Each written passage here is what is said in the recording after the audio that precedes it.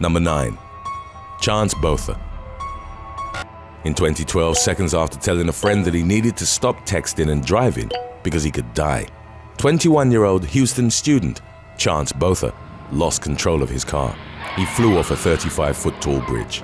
The engine of his truck broke through the dashboard, crushing his head and body. Botha's friends removed him from the wreck moments before it caught fire.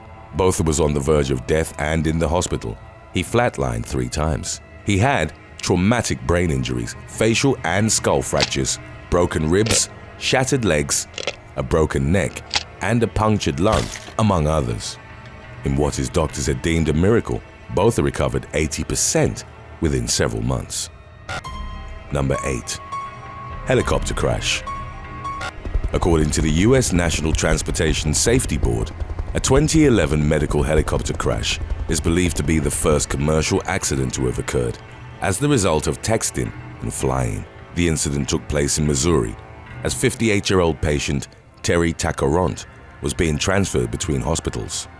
Pilot James Freudenberg, age 34, had received and sent several texts before takeoff and during the flight, which had allegedly caused him to become distracted. Some of the exchanged messages had reportedly been regarding dinner plans with a colleague. Air Methods Corp, the company operating the Eurocopter AS-350 aircraft, strictly banned pilots using electronic devices during flight. As he left from St. Joseph, Freudenberg believed he had enough fuel to last him 2 hours. After landing at a hospital in Bethany, from where the medical helicopter picked up Tacaront, the pilot realized he had less fuel than previously thought. He told company communication it was enough to last him for 45 minutes until he reached a refueling point. Half an hour later, the helicopter was running on empty and went down in a field near Mosby.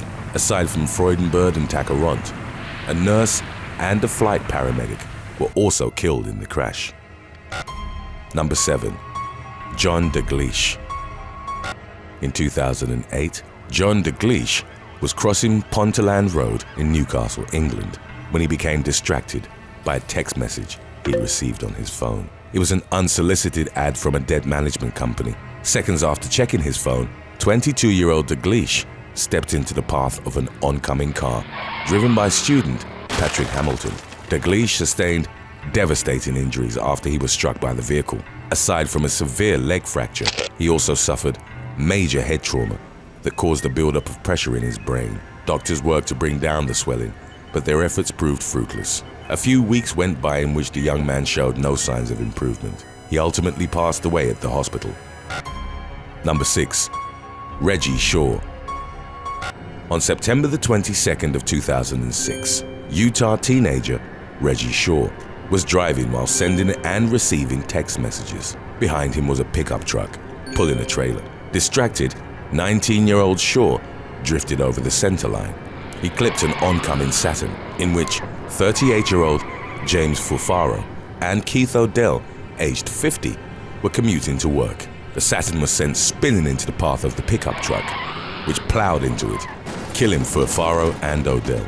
According to a responding state trooper, the impact had been so violent that the victim's eyes had popped out. Shaw, who admitted his wrongdoing, spent several weeks in prison for negligent homicide. In the aftermath, he was forgiven by the victims' families and became a prominent advocate against distracted driving. The incident inspired the book A Deadly Wandering by Pulitzer Prize-winning author Matt Rechtel. In it, the narrative of Shaw's story is interspersed with scientific studies on human attention. Rechtel cited a study which maintained that for 15 seconds after reading a text, the driver suffers from impaired focus. He also mentioned that no state banned texting and driving following Shaw's accident, as well as the fact that, at first, cell phone companies denied the dangers of this practice. Number 5. Chad Olson. In January of 2014, a retired Florida police captain fatally shot a man following an argument over texting in the movie theater. 71-year-old Curtis Reeves and Chad Olson, aged 43, were at Wesley Chapel Complex for a matinee showing of Lone Survivor. Both were joined by their wives. According to Reeves' version of events, Olson became furious after he told him to stop texting during the previews. Reeves maintained that he drew his gun after the younger man had thrown his cell phone at him, striking him in the face. Vivian Reeves later claimed that she hadn't seen the incident. Reeves told the authorities that he feared for his life after Olson stood up and tried to climb over his chair whilst making threats and yelling obscenities. A surveillance video captured what seemed to be Olson grabbing Reeves' popcorn and throwing it at him. The former police captain responded by instantaneously shooting Olson, with the bullet fatally piercing his chest. Olson's wife, Nicole, sustained a severe injury to her hand while trying to deflect the bullet meant for him. The shooter was arrested at the scene, and a photo would subsequently emerge of him in a movie theater seat while handcuffed. Reeves was charged with second-degree murder and aggravated battery. It's believed that he'll try to cite Florida's Stand Your Ground law during his trial, which is set for April of 2021. Number 4. Shannon Gittens.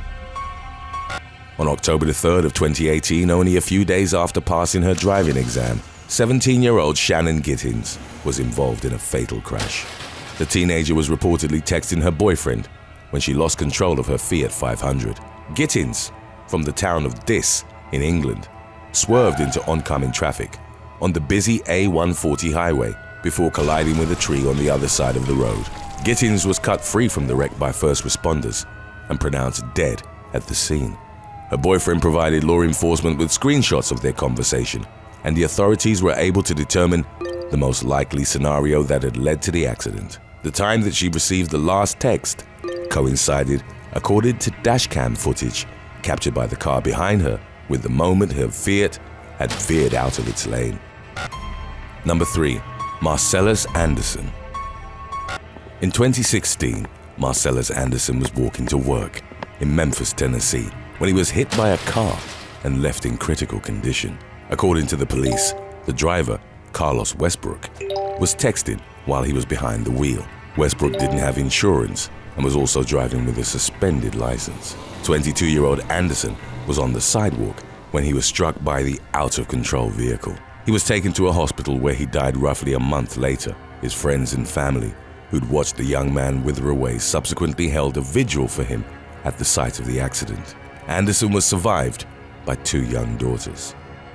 Today's topic was requested by Robbie Fayad. If you have any other topics you'd like to learn about, subscribe and let us know in the comments section below. Number 2. Joseph Witkowski.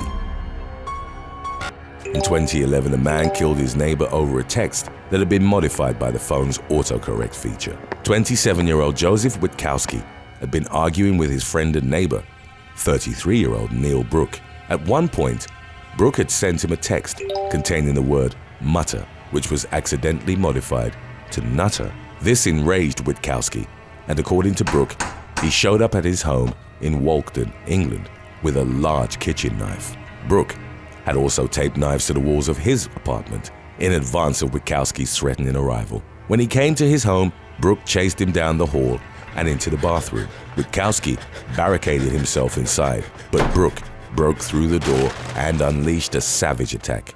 He stabbed Witkowski repeatedly, then stomped on him.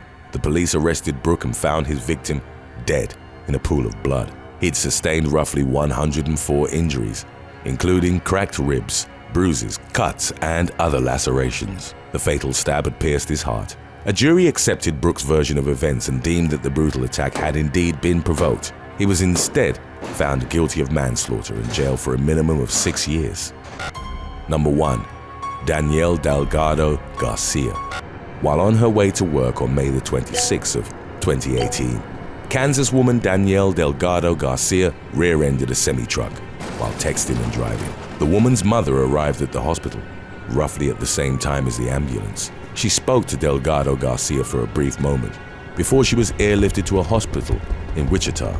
A few hours later, the woman was given the heartbreaking news that her daughter had passed away. In a blog post for the Kansas Department of Transportation, she would talk about her daughter's final words to her, which were, "It hurts so bad, Mom. My stomach hurts so bad." The woman would go on to launch a campaign called #DoItForDanielle to raise awareness about texting and driving. Thanks for watching. For the rest of your life, would you rather lose the ability to text or to call your friends and family? Let us know in the comments section below.